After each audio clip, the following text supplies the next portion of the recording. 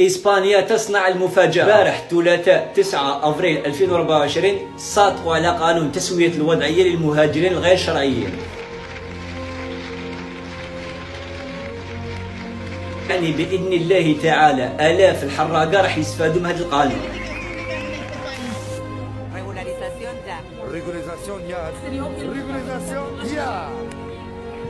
المرحلة الأولى في البرلمان صدقوها، مازال المرحلة الثانية عندك صاحبك ولا أخوك راهو سون بابي، بإذن الله تعالى القانون هذا راح يعاونوا بزاف. راكو تشوفوا الهاشتاغ هدايا، هذا الهاشتاغ تاع الجمعية اللي ناضلت باش تجيب حقوق المهاجرين غير شرعيين. أقل شيء نجمو نديروه هو نبارطاجيو الهاشتاغ هذا لو ماكسيموم خوتي.